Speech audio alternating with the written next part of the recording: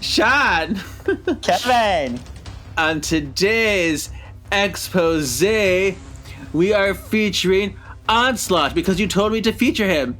And and I am only learning about him right now from what I'm reading on the internet's webs. Okay, so it is a sentient psionic entity created from the consciousness of two mutants, Professor Charles Xavier and Magneto. Oh, yes.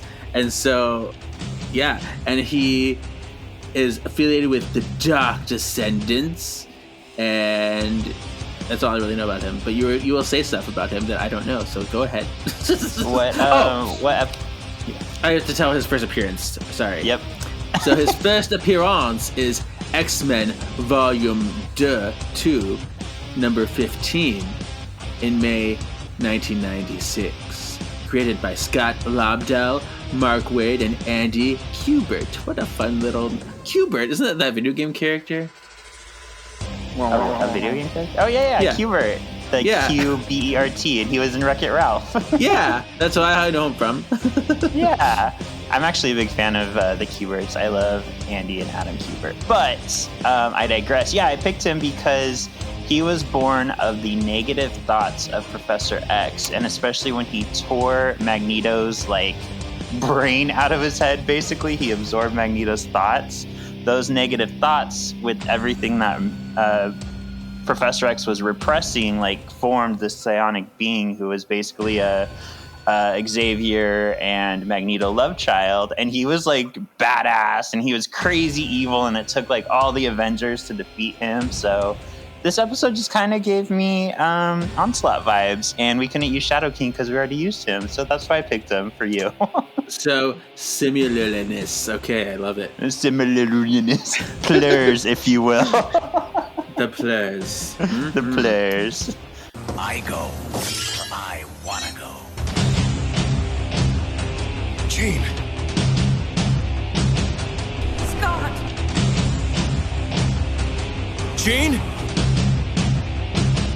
Scott! I summon the Arctic winds! No more mutants! I summon the Arctic winds! No more mutants! I summon the Arctic winds! No more mutants! There's always more gators in the bayou. Don't get a Welcome to this week's Solving for X. We're so excited to be here. I'm Shawn, and the ultimate excavationist. And I'm something of an X fan myself, Kevin. Yay! Kevin, these past few days have been a little crazy in all the praise that I've been getting from my podcast. I'm just going to say that. You'll hear about the other praise on Once Upon a Cult in the next coming weeks. But on Solving for X, we got a DM. In this case, that does not mean Dungeon Master. That's direct message. I saw them. It was beautiful. Yeah, I responded a little bit. Oh, you did? I said one thing. See, because if people don't know, we share that Solving for X Instagram page, and so we both see the messages. Messages. Yeah. That's because that's something different. But yeah. So this is from Ryan Yorio. He says, "Hi guys, thanks for an amazing show. It took me a bit, but I am now all caught up. You guys are amazing at what you do, and please keep doing it. Learning a lot about the show. If you ever need a special comic book nerd guest, I'd be happy to help out. Thanks, and have an amazing rest of your week." Thank you, Ryan. Amazing. So I did get two options that Ryan, 2 episodes he'd want to possibly come on. So we will probably have him as a guest soon. And I'm thinking I know exactly which one, because it's going to be an epic event and we need as much help as we can get. Ta-da! I'm excited. Ta-da! Yeah. So also there's some news. So X-Men 97, some people were afraid with Marvel, with all their shows being pushed back. Is this going to affect X-Men 97? We don't know for sure at this point, but Bo DeMaio, who is the showrunner of X-Men 97, he did tweet Breathe. Understand I can neither confirm nor deny rumors. Just be patient. Soon, smiley face. Yeah. So it kind of sounds like it was delayed. Yeah. But it's not dead. It's still going to happen, so we can survive. Exactly. It's confirmed there's going to be at least 2 seasons. What I really like about Bo, because I saw him speak on the X-Men 60-year anniversary special event for the Marvel Unlimited subscribers. I know words. I really liked his kind of energy. He kind of was just like, I love the show so much. I knew I had to get it like greenlit. And he basically went to the Luwalds and said, like, you guys did such an amazing job. I'm just handing this to you. I'm just here to like help be the go-between. Nice. So it seems like it's going to be a really cool like love child of the original show updated to kind of now. Love child. Never meant to be. Love child. Okay. So also, I have so much news. I've been Jeangasming over here because I found in Days of Future Past, Part 1, there's 1 Jeangasm, and in Till Death Do Us Part 2, there's 2 Jeangasms. So I'm slowly getting there. We're doing it. Yeah. And if I skip an episode, it's because she's either not in it or there's no Jeangasms. Okay. All right. Oh, also, Kevin and I just want to give a quick update. So you're going to hear some of this for the first time too, actually. I went through and found that with our breaks and on our schedule right now, we should be done with X-Men 92 by about October. Okay. So depending on X-Men 97, what we're planning is to jump right into X-Men Evolution. And then we would just kind of pause once X-Men 97 comes out if we're not all the way through Evolution yet. Yeah, cool. Cool. And we did get somebody asking if we would cover the Spider-Man cartoon where the X-Men make an appearance. So we're kind of in that time frame right now. So as soon as Kevin and I have a minute to breathe, maybe we can do those as a bonus episode. Do you know where it takes place in the timeline? It's kind of hard. I was trying to kind of map that out. And because these episodes in season 4 were coming out all over the board, like the last one came out in season 3, one of them came out in season 5. It's kind of hard to lock it down. But I don't know in the timeline. I'll have to look into that. Okay. Because like maybe you can squeeze it between whenever that is, but maybe you're already passed. I don't know. Yeah. Well, what was hard is the Spider-Man cartoon was a different showrunner, different group of people. So for some reason on X-Men, they weren't allowed to use Spider-Man. And then when Spider-Man was allowed to use X-Men, it was separate from the other show. Like the people weren't talking very much. So they're kind of their own thing. Okay. Yeah. But we'll make it happen. Yeah. All right. Shall we get into Xavier Remembers? Xavier Remembers, yes. Do you know what's ironic about this? Don't you think? What is it? I actually didn't really remember this episode. Oh, well, it's fun. You know what's funny about it too? Ironic about it too? Because you know how I was going on about the Shadow King. When does the Shadow King come? This was not the episode I remembered. I was probably thinking of the X-Men Evolution one. Oh, no. That's funny. So I'm like, oh, yeah, this is a little different. Yeah, I think because this one aired in like the season 5 era, I've only seen it like a handful of times, so I didn't remember it so much. Yeah. But it aired April 27th, 1996, written by Stephanie Matheson. And let's go ahead and get into it, sir. Scene 1. We pan over the Sleepytime Manor to find Xavier talking in his sleep. Oh, what, Jean? Ooh, whatever. He can't move. Outside, a storm brews as a portal opens. Lightning hits the manor and zaps all the rooms. It's very Clue. Yeah. The X-Men wake up to investigate. Storm is in a bland negligee. Jubilee in an oversized shirt. Beast and Wolvie are in their chonies. Spanish I don't know what that is. underwear. Oh, okay, I did not know that. See, I did not take Spanish. I took Francais. Anyway, but of course, Scott sleeps in his outfit, apparently. Lame. Where's I his know you're chonies? naked. I know you're naked a lot. But, Right. it's fine. By the way, okay, I'm going to share this real quick because you brought it up. I was reading one of the recent X-Men, and there's a guy named Jumbo Carnation who's like known to make outfits for people. He's very flamboyant, and he's talking to Firestar about her outfit. And he's like, now let's talk design. What's your brand, your logo? What inspires you? And she says, well, I guess flames. And he says, on the side of your face? And she says, no, it's kind of on the bodysuit.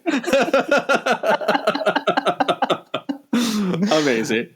I loved it so much, I screenshot it and sent it to everybody. That's great. All right. A quick costume change later, Jubilee is patrolling the manor. She notices the lightning rift and is totally bugging.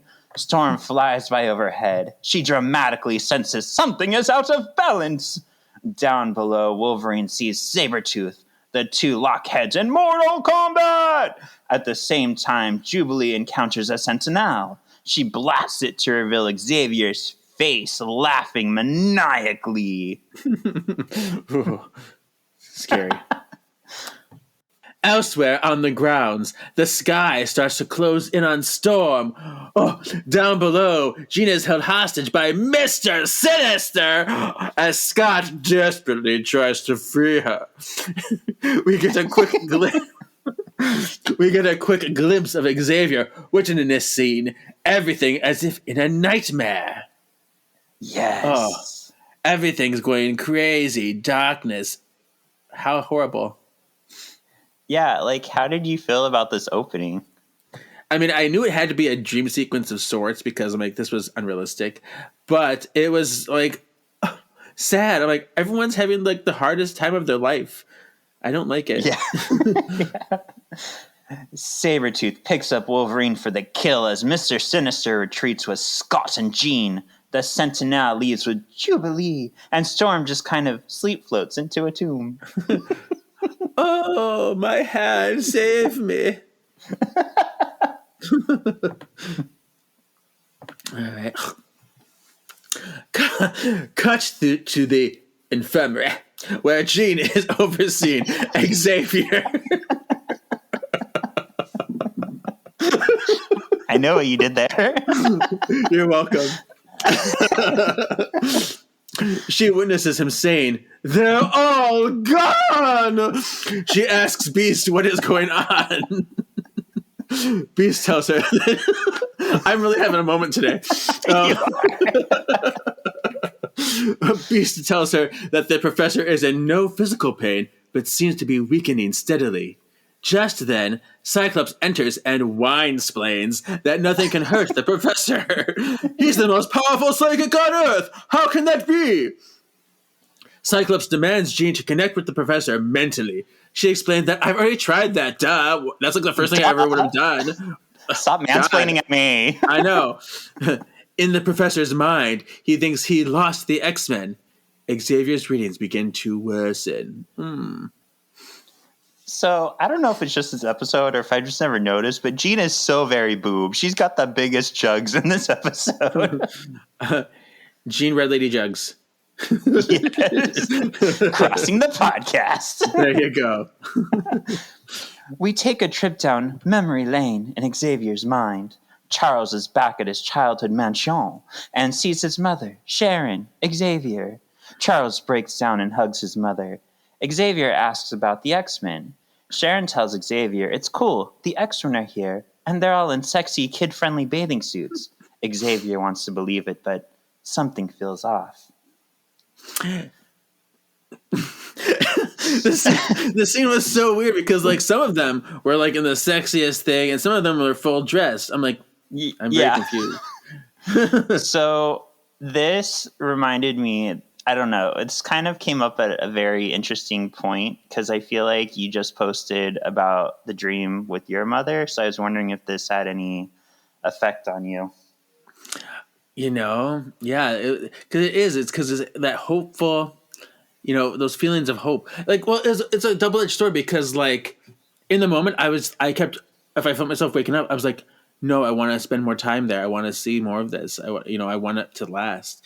But at the same time, you're like torturing yourself because it can't. So it's like you love it and you hate it, and it's tricky. Yeah, I wish if I did remember this episode, I would have given you a heads up. Like, there's this dream sequence that's very similar, but Yeah. But on some other notes, I did like how the edges of the screen were like old timey, like they had black ring around it, so we knew it was a memory. Mm-hmm. And Kevin, this is becoming a thing. I just need to make a soundbite for it already. I didn't expect it to be a thing, though, but we have You Look Familiar, one of many in this episode. See? Oh, my gosh. Yeah, so I sent you these images, the bathing suit scene. Like, I think it's not, like, super apparent until you really look at it, because there's this bathing suit scene I posted on our Insta. Jubilee is laying almost exactly like Psylocke. Rogue is sitting almost exactly like she's sitting in the cartoon. Wolverine's holding a cup the same way he is in the episode, and Beast is jumping off the diving board. So I think they definitely modeled it off the sexy bathing suit scene. See, that's so cool that you get those things, because I would never. I know. Charmed, I'm on it. I'm on it. Yeah. I guess this bathing suit scene really made an imprint on horny teenage Shawn, so that's why it's like engraved in my memory. I guess like when I saw it, Jubilee kind of sparked like, hey, that's similar to Psylocke, but I didn't realize just how similar it was until I took a look at them together. So was this before or after the swimsuit edition cards and things? If I remember right, I think this swimsuit spread we're looking at, I think this came out before the cards. I think this is what started the craze. Okay, cool. But I could be wrong. I'd have to research that for you. And we had a really big cameo moment. Come out, wherever you are. Don't worry about us, Dingo. We'll make sure we can. Cameo. We had Iceman, Polaris with red hair, Havoc, Strong Guy Forge, Quicksilver with like a weird no shirt stripey thing over his chest, Multiple Man, Lilandra Wolfsbane, Nightcrawler, someone who appears to be Angel, the back of Magneto's head, but his helmet's green. I think Morph might have been there, and kind of a Colossus-looking guy was there. Oh my goodness. Yeah. So this is in Xavier's dream when Sharon's like, oh, all the X-Men are here for you. Here's all the dead mutants here to greet you. Yeah. But I sent you a screenshot of the concept art for this scene because it's much more clear. Like, the X-Men are in their bathing suits. We get to see, like, sexy Gambit, sexy Storm. But we also have, like, Moira and Banshee, Shanna and Kazar. We definitely have Archangel in there. So it's more clear that they wanted to have more characters. But for some reason, the final shot just has a lot of them looking like just basic people. So I don't know why they couldn't put in the original plan. Yeah. But, oh, yeah. It's his mother in her frumping up outfit, of course. Yeah. I did notice a problem here, though. Do you know what that is? I don't know. What is it?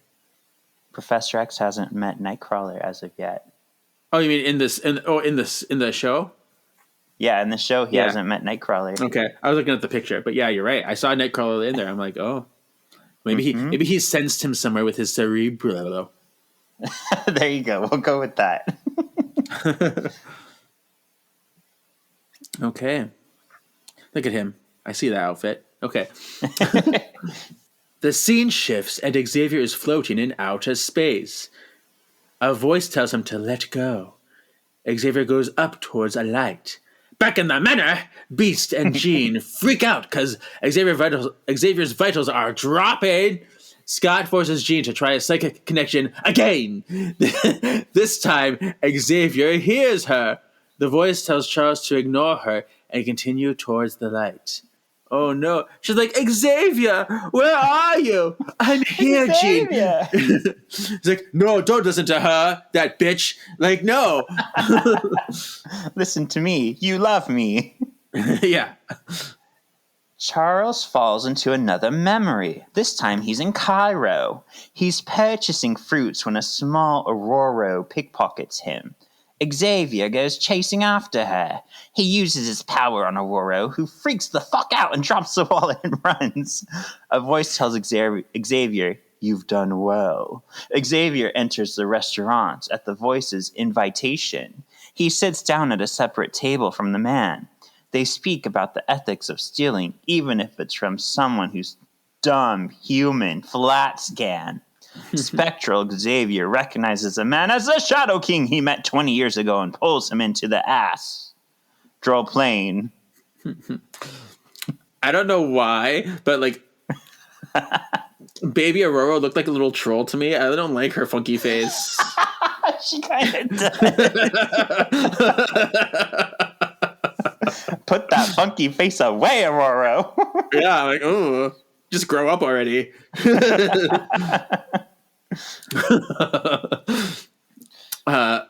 In the ass, Trill Plane, the two men struggle in front of a black hole. They turn into Godzilla monsters, and Xavier's voice explains that he fought the Shadow King in order to save Storm and the other kids from him. He threw the Shadow King into the black hole to lock him away. Xavier calmly leaves the restaurant and gives chase to Aurora. He explains that this is when he formed the X-Men. He left that restaurant so just matter of fact, like, oh, ho hum, I just threw a man into a black hole forever. Ho hum. Yeah. Where to next? Yeah. I love this shot because we see Storm in her 80s like black outfit, the sexy one that we saw in Pride of the X-Men. And again, Angel is there. Why is Angel there? Mm-hmm. But we get to finally see Jean in her OG outfit and Wolverine's in his OG outfit. Ta-da. Amazing. Amazing. All right, we see the X-Men in the danger room as Xavier explains to us what the X-Men are, as if we're not already in Season 4. We then see a similar lineup of the X-Men, but how they are today. The Shadow King announces the X-Men are gone. They disappear from in front of Charles, and we see the X-Men being easily dispatched once more from the beginning of the episode. Xavier struggles against the Shadow King, but he's too weak. So this scene got me so excited, Kevin. I was almost going to text you. I was like even proud of myself for noticing this one. This is a total deep cut. You look familiar because when we're looking at the X-Men, these are their original model concepts for the show that they used right here. Wow. That is so cool. Amazing. Ah! You know what's not amazing, though? What? If you look at the picture again, they used Archangel, but they did not use Rogue. Rogue is not amongst her fellow X-Men here. Rudish. I don't like it. And just for the record, Archangel in my picture I put together is not colored in because I couldn't find the concept of him in that outfit or a colored in Archangel, so I threw in that one. Okay. But yeah, it's pretty exact, right? That's amazing, yeah. Yeah.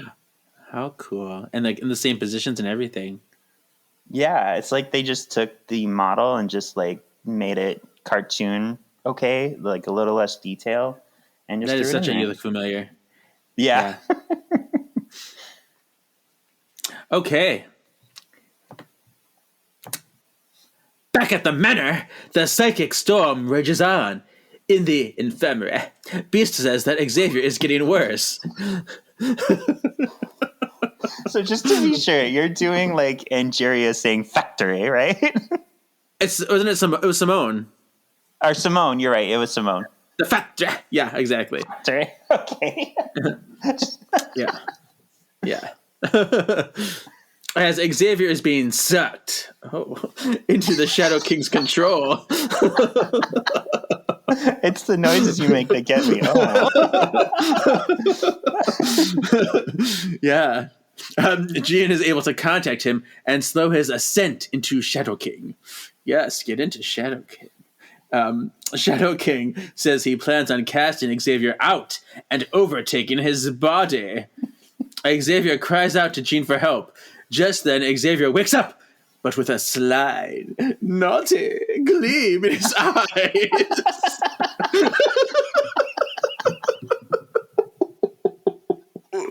I love that you love me. Yes. Sly naughty glee. He's like, yes, I'm Xavier. Winky face. Empty. Nice to tease.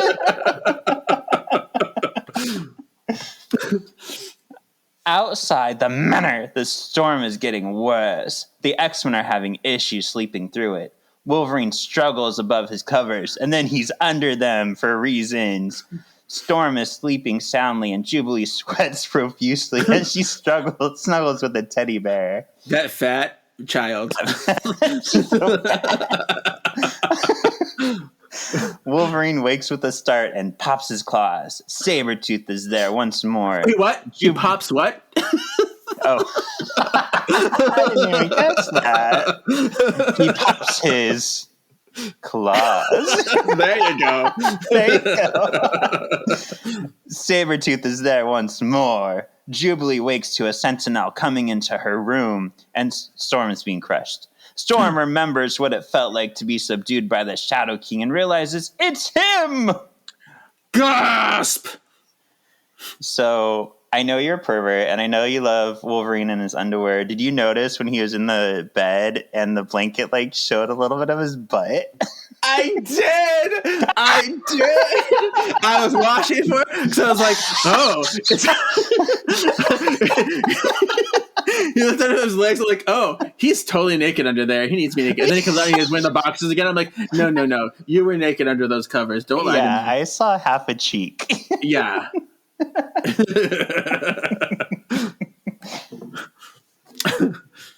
Anyway.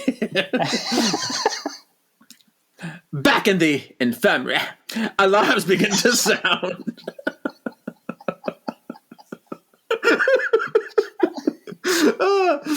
Cyclops asks everyone to report in, but they are being easily dispatched. Beast locates the alarms in the sleeping area. He's confused, since there is no threat.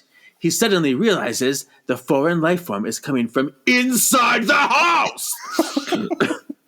Xavier floats up from bed and announces he is the new proprietor of this imperfect vessel. Very handsome. Secret of Darkness. You're right. Just then, all of the illusions upstairs fade away, leaving Storm, Wolverine, and Jubilee in bed. Yes. A possessed Xavier tells the X-Men that he has been plotting this revenge for 20 years. Ooh. Enter Wolverine, Jubilee, and Storm. Storm tells them these dreams are caused by the Shadow King. Jean makes a sexy noise as the mansion shudders. Oh! That's our Jeangasm number 1.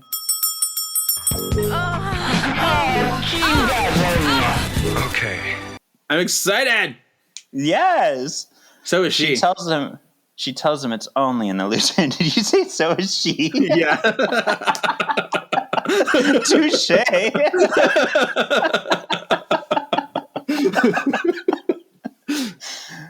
Jean reaches out for the professor. She tells him she knows what to do.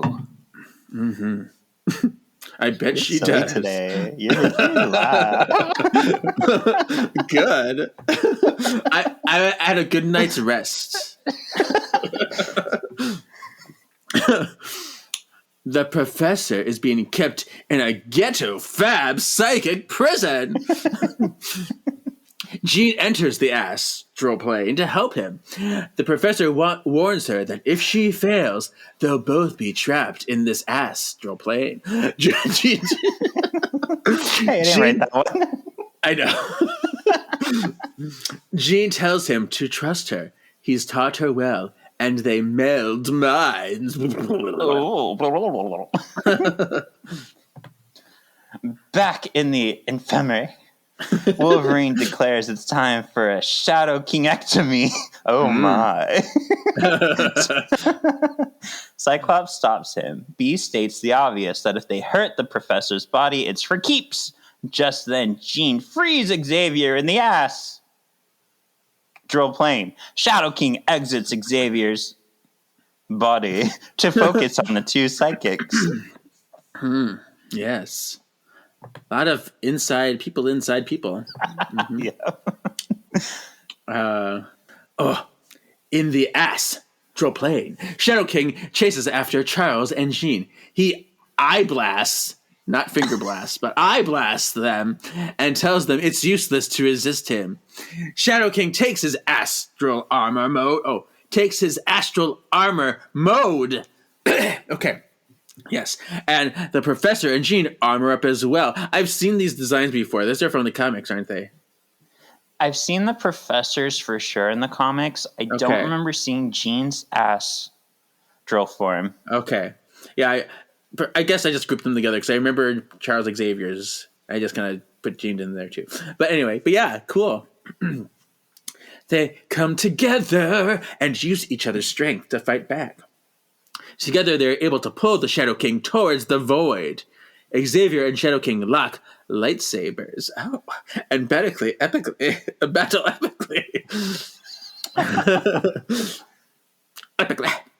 Xavier blasts Shadow King. Xavier blasts Shadow King. Shadow King makes a second saber and overtakes Charles. Jean chains Shadow King, but he uses them to easily dispatch her. Jean and Xavier stare together and shoot Shadow King towards the vortex. Shadow King grabs Jean, but Xavier grabs her by the pussy. No, they struggle for the fate of Jean.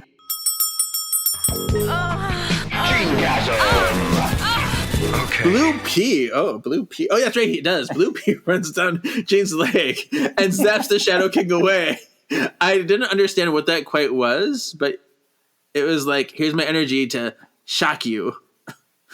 Yeah, I was thinking they were gonna like link it to the like remnants of the Phoenix Force. Are they gonna link it to like Professor X's power? But they didn't really tell us exactly what it was. Yeah. And I did just find an image of Jean in her astral form fighting Psylocke in the comics. So it is a thing in the comics as well. Nice. Yeah. Okay. Let's wrap this up. Back at the manor, the psychic storm dissipates. The X-Men wonder if they are out of the illusion or not. Jean wakes up in Scott's arms. Xavier turns this into a teaching moment and says that they need to remember to be ever vigilant. Xavier takes this as a reminder for why they fight. Yeah. Beautiful. We got through that really quick. Yeah, despite all the distractions. Yeah. So this one actually, it reminded me of Uncanny X-Men 106 from August of 77. It's very similar in that Charles, while he's asleep, he loses control of his power and he sets the X-Men against each other. Like, he makes them look like they're different people, so they're fighting, but they're actually like each other. So this is kind of the beginning of what's called Dark Xavier, which is what we actually explored him in the episode in the Phoenix Saga. Do you remember when he had the cape? Mm-hmm. Yeah, and he can walk and stuff. Yeah. So this is kind of a continuation of that. So I think what's smart about what the show did is, rather than confusing children by having there be like an evil Xavier, they just said it was the Shadow King, but they still were able to tell this type of story using his powers. Mm-hmm. Nice. Nice. So how did you feel about the episode? I liked it. I mean, I thought it was extreme. I should say extreme, because I always enjoy like in the mind type of battles and people's like really experiencing their feelings and their emotions on like, I know I like that moment where like they can really physically see their inner turmoil. That's fun for me.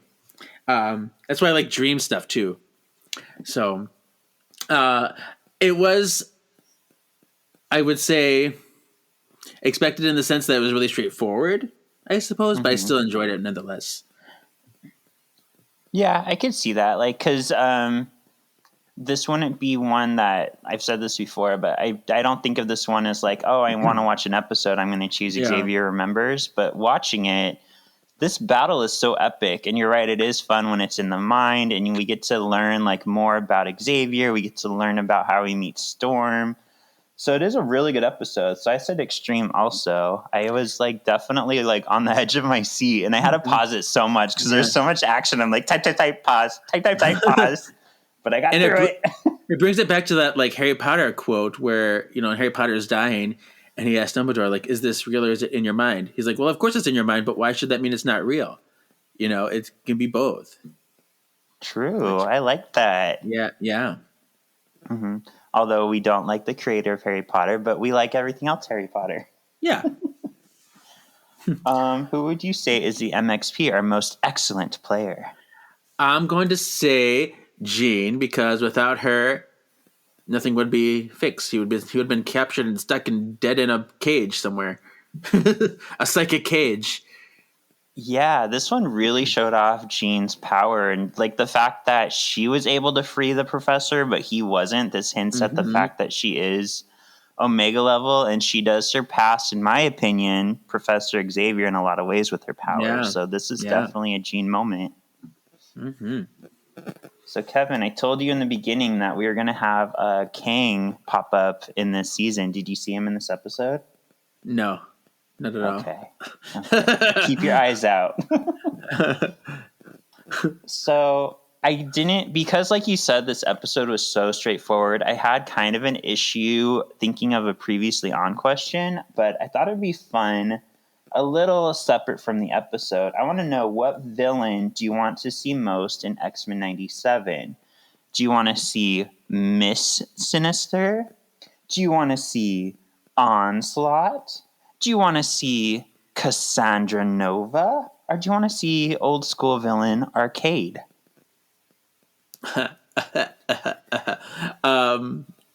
I think. Oh, those are so many good options. I know, I'm stuck between two of them. Yeah, those are hard. I'm leaning towards the women because I need more women villains. Cassandra Nova is an ugly bitch, so I don't know. With her bald head and she's like her grimace, her eyebrows. I don't know, but Miss Sinister is super sexy, so I'm gonna go with Miss Sinister. And then we get like, oh, her hair and her okay. Yeah. For me, I'm going in between Miss Sinister, of course, or Onslaught. Yeah. I think I'm gonna go with Onslaught just because he's so epic. Like, there was an episode or a comic where Juggernaut gets defeated and like the X-Men come and help him, and even he's terrified of Onslaught because Onslaught took him out so easily. So I think that'd be cool to see in the cartoons. I think it would be fun because it's like two great minds together make something crazy destructible. Yeah, but yeah, definitely, since we know that the X-Men 87 is going to be mostly like Mr. Sinister villain, it'd be cool, and it would be fitting to see Miss Sinister, who's kind of a clone of him when he dies. So that'd be cool. Mm-hmm. And didn't she have an affair with Dakin? Did they have like a little romantic thing? Oh, I think they were definitely flirty. I don't remember if they actually got together. I just remember a certain image where he's like all holding on her and she's like, oh, I'm like, oh, I love this. Yeah. My favorite was in the Iceman comics. Like, Dakin was kind of the big bad, and he was just very like sexy, naughty flirty with Iceman. I loved it. The bad boy. It was so great. Yeah. But nothing ever came of that or Sad. on that. Yeah. What would you say is the X factor? Well, obviously, it's the ending where he's like, it reminded me of why I formed the X-Men. This is exactly my dream and my purpose, and why we are doing the right thing to merge mutants and humanity together. Yeah, I'd say it is. Yeah. I went with something a little different. I really like seeing Aurora's backstory in this. The only other place we've really seen it is X-Men Apocalypse, and I fucking hated that movie so much. Well, yeah, and because they talk about, you told me about the TV, and like, I want to be just like her, and then you do the opposite. Yeah, because they show Apocalypse comes to Storm, and Storm's watching Mystique on TV, and she's like, I love Mystique. She's a hero of the mutants. And Apocalypse is like, do you want to destroy all mutants with me? She's like, sure, I'm free. It's like, That doesn't make any sense. Does not compute. Yeah. And the thing I love about Apocalypse and his 4 horsemen that they really missed in that movie is, look, you got me ranting, is like, it's a blessing and a curse to be one of his 4 horsemen, because it's not in your control, really. Like, he takes you over and makes you more powerful.